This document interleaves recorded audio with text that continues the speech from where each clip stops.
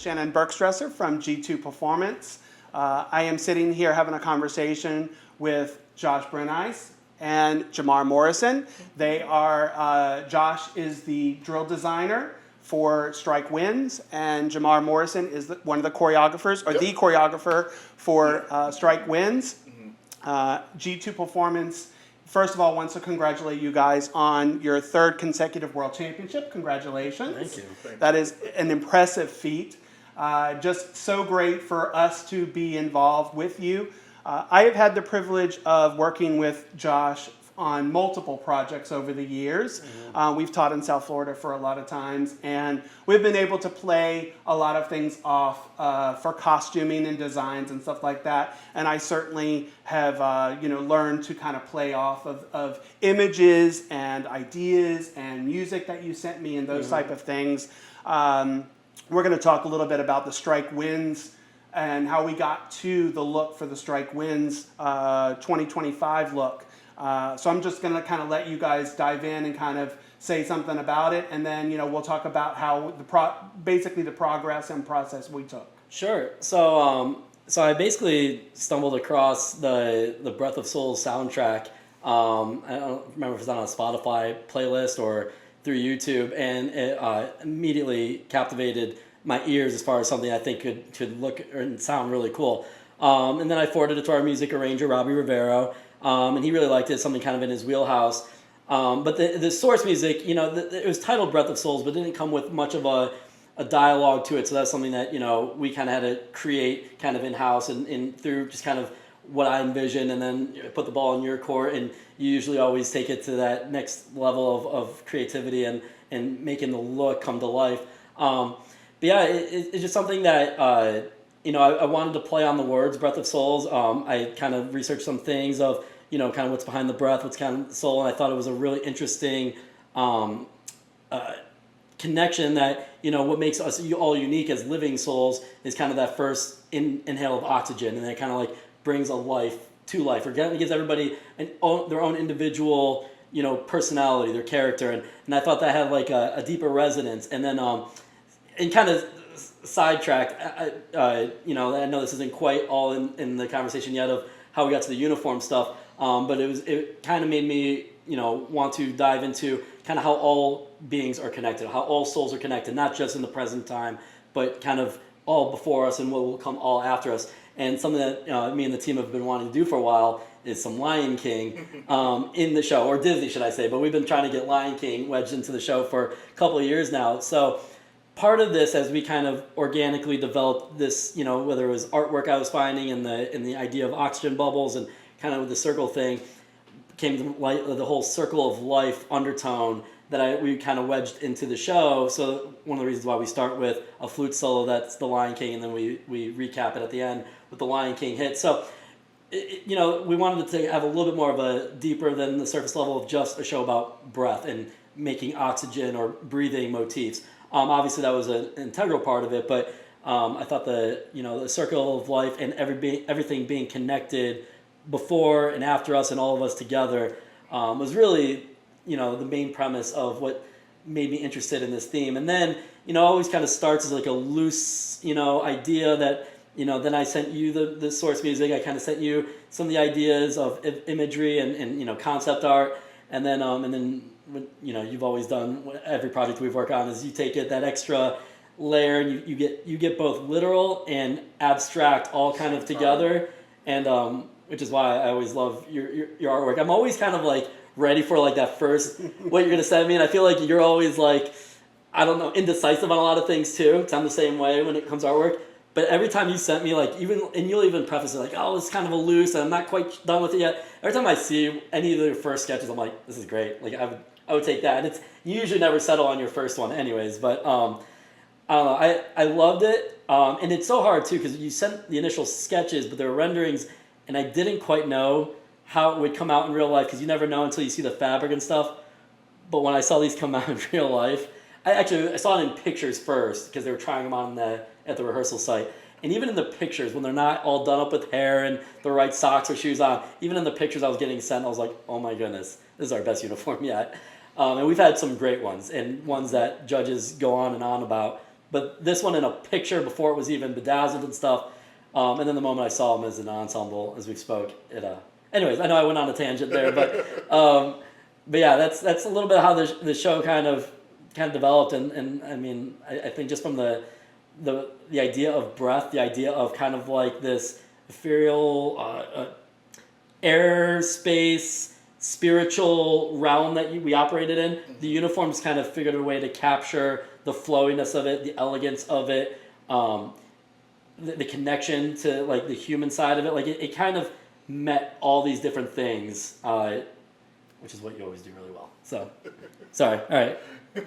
We really, like, when we were talking about that, we really take a look at what Stryke Wynds, what we've done over the years and that type of thing. And we'll get into some of that stuff because I know that, we've gone really in depth with, layering different ideas on concepts in years past. Yep. And this year, I remember you had sent, at one point, I don't know whether it was simplistic or simple or something like that you had said to me.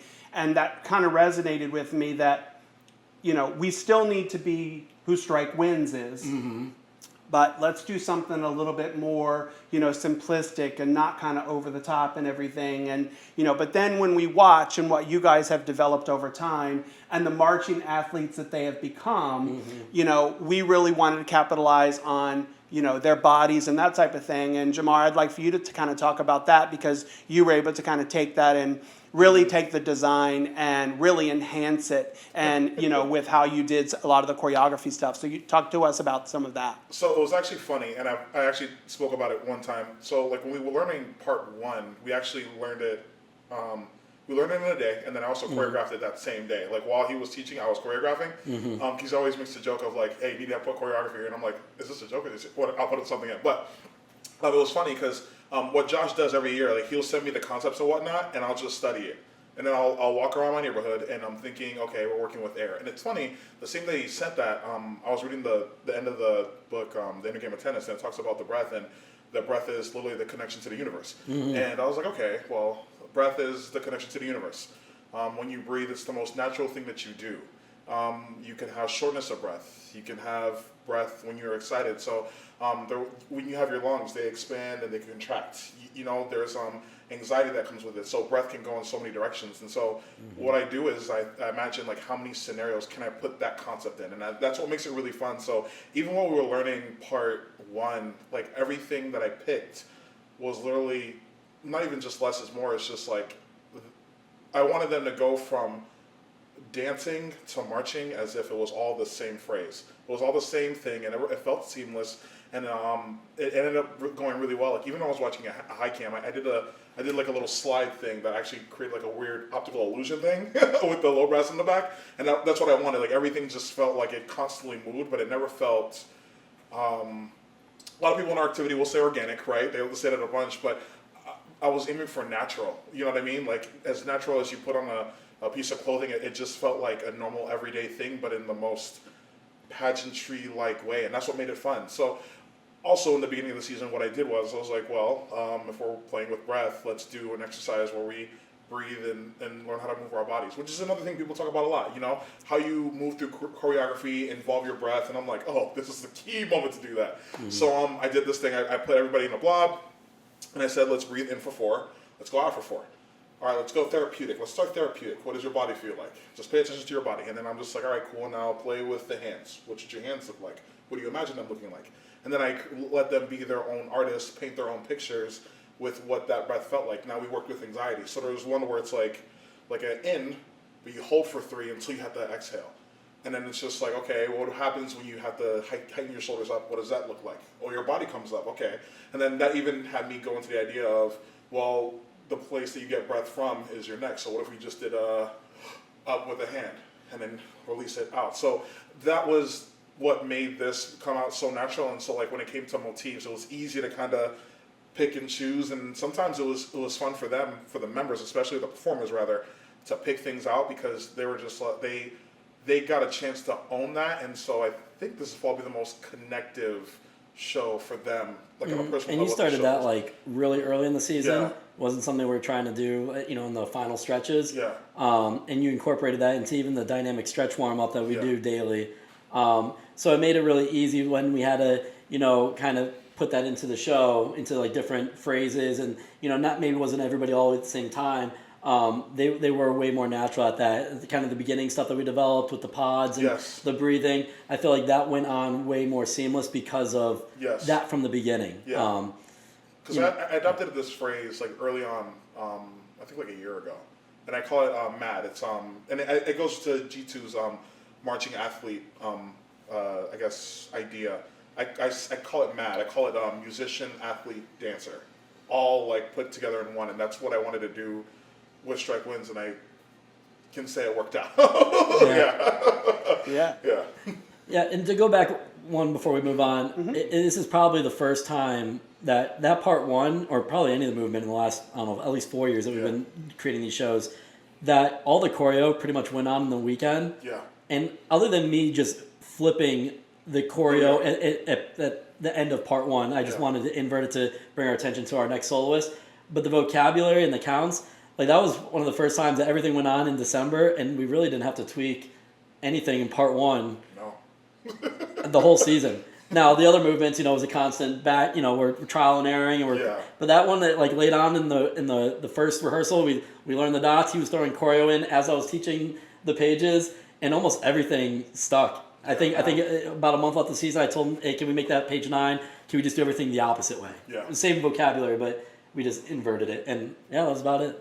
It's probably as seamless as we've ever had it. Seriously. It's amazing to hear you guys talk about in depth of the concept now, because going back to where we were at a marching band rehearsal, and you started talking to me a little bit about what this show could be and some of the ideas and stuff like that.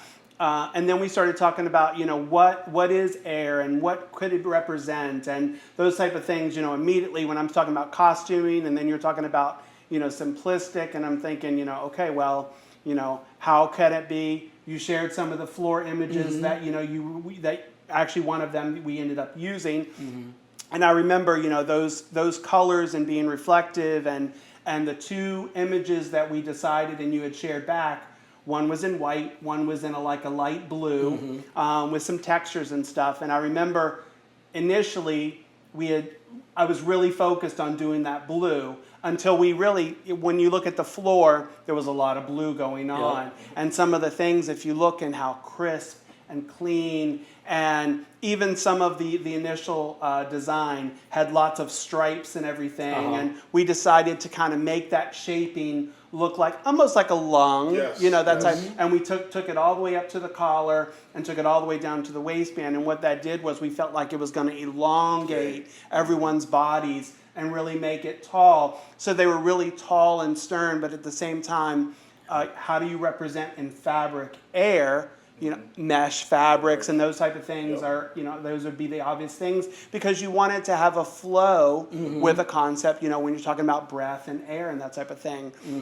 And that's kind of where, we kind of developed that whole idea from, and then just being able to watch some of the things and how, musically is it interpreted, and how you bring that whole idea of the skirt, and how it is actually that flowing, and how it picks up on some of the musicality and that type of thing. Just such clever writing, that you guys did. Some of the staging, things that you did, and how it's seamless. It's like almost like one sentence, and by the time you get to the end, certainly, I'm watching it. They get to the end and they hit that last pose, and you're like, okay.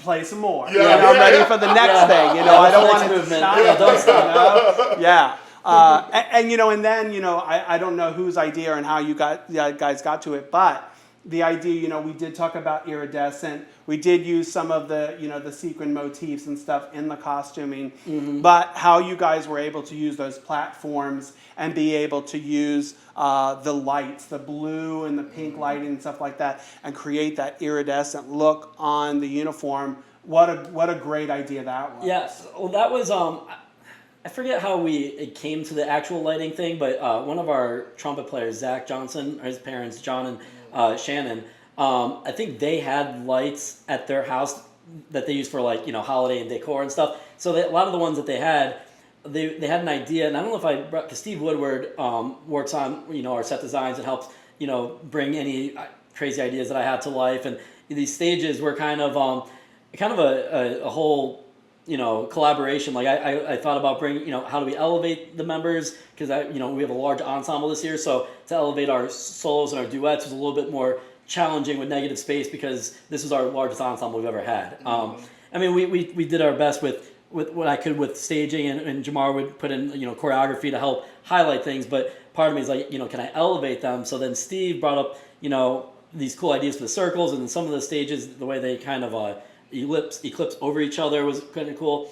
And then I think I brought up lights, but my initial idea was like maybe LED lights, kind of just to accentuate the prop.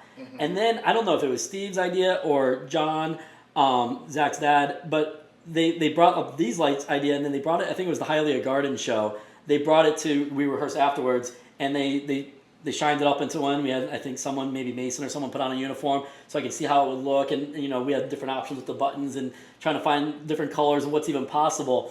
And I really liked the idea of it. My fear was whenever you do lights in an arena, whether it's outdoor or indoors, you're going to compete with the stadium lights or the arena lights, which are very powerful. So the initial ones they had, I think, had half the wattage that we ended up using, but I loved the way they looked, but we were in a very controlled area, so I'm like, well, can we get like double the strength of these lights? And they were like, yeah, we'll do it. So they went out and they got a bunch of lights. I think they had a bunch of them at the house, and we just had to maybe purchase a few new ones.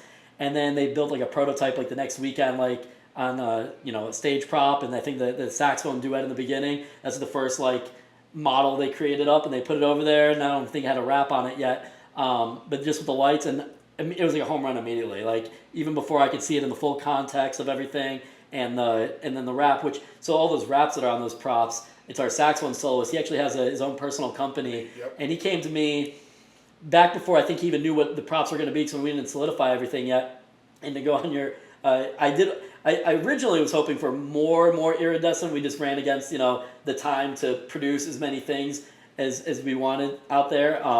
But I did want more iridescent props. But he brought up these to wrap these things. So I asked him, well, what do you have in that iridescent palette? And so he brought me like a whole, like you would go to a Home Depot or Lowe's. Yeah, all the paint swatches and things that they do for car wraps. But it's also hard to tell because you're looking at like a little 2x2, and like how's this going to look like when it's expanded, and I kind of picked what I thought would look great, and then Mason came in and on his own time and helped wrap the props after Steve created them, and it worked out great. I mean, for how they served, I mean, the lights added such an extra beautiful touch. It wasn't something that we made our whole show around, so we put so much pressure on this one element, but it was such a significant part that it showed up in every commentary. Even as an audience member who's seen the show a bunch of times, I remember sitting back at, I think, the Friends and Family show that we first had him on, and then prelims, I don't know if I got to enjoy them as much because I'm always super nervous, but at finals, when you can't really do much, other than like, this is what it is. I just remember like when they were all on during that ballad hit, just thinking like, I really just wanted them for the soloist to just help bring your eye to them. But what those lights looked like with the color palette during that whole musical moment, and I was just like it gave me goosebumps. It's like I've seen the show 100 times, and it all came together. And a little bit was premeditated, and we knew, and some of it was just like I needed something to highlight a soloist here and there, and it came out great. So much of that, I mean, it just adds to the whole aesthetic of the program. It has such a professional look and such a maturity level to it. That it's just, it's pleasing to watch. And, even if had I not been involved, it's something I would want to go back and watch, because there's a program like this. There's so many little things that, you need to go back and there's something I missed. What did that group do? I know what this group was doing, and I they were where you wanted me to look. But what was this, the tertiary group or something doing? So some of that, is just great. And, I just for my sake and G2 Performance, thank you so much, you guys, for allowing us, to play a role in what you guys do. It is truly an honor for us to be associated, with you guys and be able to, hopefully add to the, part of that aesthetic of, what you guys are putting out there. Oh, absolutely. Yes. I mean, and without the production value of these costumes, the show doesn't have the magic that it does. No. I mean, the drill will still be the drill, and the choreo would probably alter a little bit if it was a different type of costume, because some of it, has to do with the costume. But if it was anything else, I don't think this show has the mystique and the elegance. And if this costume doesn't have the qualities to it, the design elements to it, the shimmery, the attention to detail. the attention to detail, Yeah. like you brought up, like even just the density of the fabric of the skirt, from the dimensions, that it all plays a huge part, because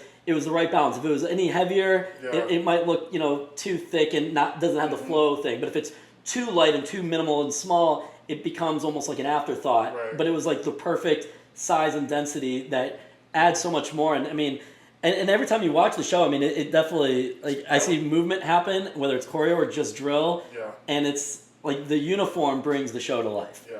And then it just combines all the elements. I mean, like, it helps that the group was really good too. I mean, I don't want to take anything away from the members. They brought skills, they brought the music and the drill and stuff. So they did their part. But it really is an awesome combination and culmination of all the elements coming together. Yeah. But no, I thank G2 for just, and yourself, Shannon, you're such an integral part of any design I've done with the indoor groups that I've ever had you a part of, because they always get head turns and looks, and anytime we've shared, and this one, from the moment they stepped out, everybody has said something. So I don't think the show has the same value without those uniforms. G2, I loved it. The fit, the fabric, it's beautiful. Awesome. Yeah. And some of this extra, recordings that you guys did of, just being able to kind of highlight those. What a great opportunity for the performers, Yes.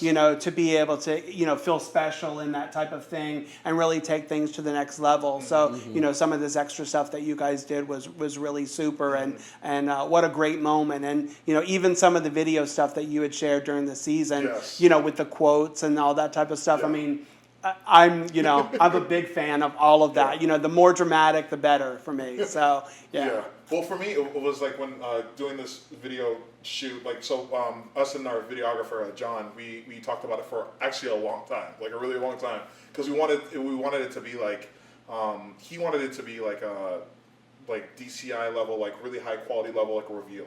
And then I was like, yeah, I agree. And then I'm really into fashion. And I was like, I love watching fashion houses. I love watching runways. I like watching a strut. And I was just like, no one's ever thought of blending, the marching arts and pageantry into a fashion house. So even I've always had a dream of making a magazine cover of all this stuff. And I was like, you know what, this is the year to do it. So, when we got together, they had all this set up, and then we finished rehearsal. And I literally threw on some music that I thought would fit the vibe that we were going for, and then we just played around. We played around with so many ideas and so many things, and this is how some of this came about, for that uniform reveal. And I think it turned some heads, because once that It definitely did. Yeah, it turned some heads because people were just seeing it as it didn't feel like you were just watching somebody do band. It felt like a whole different, new, fresh thing, and that's what I wanted. But it wasn't new just to be new. It was just, I'm a firm believer that if you have creativity, if you have something really special, you want to, the way you present it, the way that it has to look, the way you brand it, the way that you market it, all has to have a look. And I've learned that from YouTube, basically. You know what I mean? Everything has to have a look, has to look pretty. And when it comes to marketing, I guess that's what I'm good at. You know what I mean? Making sure everything looked great. And I think, this is probably the most fun I've ever had with a costume. Mm-hmm. Yeah, so even when I saw the concept designs, once I see that, I'm just like, all right, cool. I have ideas for basically that back cave.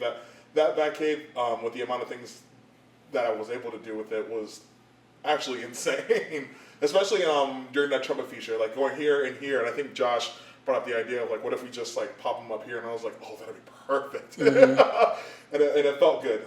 It actually reminded me a little bit of I don't know who did it. I think Avon did it when they, I think it was Voila with the red, and I was like, okay, we have that, so what if we just did the same kind of effect? And that's what makes it fun. I think, and I guess this is a bit for people that are in this activity, like, if you're a visual person, you gotta, just because you just do like the left, right, and like the four starches and the lunges, you gotta watch some color guard. You know what I mean? You gotta watch some color guard, you gotta watch some winter guard, and you'll learn a lot about how a costume could make your look elevate just by that how to much. manipulate fabric Yeah. from an aesthetic and production value standpoint. Yeah.